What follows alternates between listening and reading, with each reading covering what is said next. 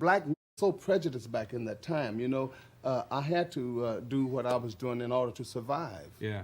What do you mean had to do what you were doing to survive? Well, you know, when I was singing rock and roll, at that time they would call black music race music. When I sung rock and roll, I was on RCA Victor before Elvis Presley, but they wouldn't put me on RCA. They put me on Camden.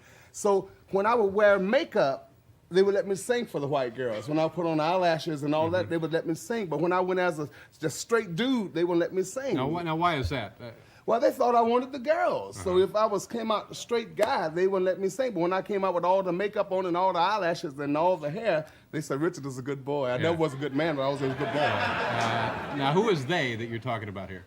Some of the whites in Macon, where I'm from. I came from a little town. You know, it was real prejudice back in that time. Now, this is, as I recall, my memory of you is you were a peculiar appearing performer. You were not the guy running the 7-Eleven. Well, maybe you were, but you looked strange, you know? Well, it was strange because didn't nobody else have nerve enough to wear what I was wearing. Yeah. I believe a lot of people wanted to look like I looked, but they didn't know how to put it on. Yeah, yeah. I think that during that period that there was a lot of people that would love to have been flamboyant, you know, just like Kiss and Jimi Hendrix, which was my guitar player. He started out with me. Billy Preston.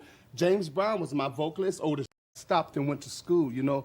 I've never made this type of money, David. You know, I was making $15 a week in Macon, and all of a sudden I'm making $10,000 an hour. So I went back to school to learn how to count, to read, because I didn't know how. I needed to know how to handle the money. I had a lot of managers that was handling it a whole lot, taking it all, leaving me nothing. I didn't even know how to count the nothing that they left. So I went back to school to study. So, but at that time, did you get into religion, or was it? Yes, well, I've always been religiously inclined. You know, my mother in Macon, Georgia, my mother has 12 kids, and I would have to go to church in order to go to the movie. I would have to go to church Sunday morning at the Baptist church in that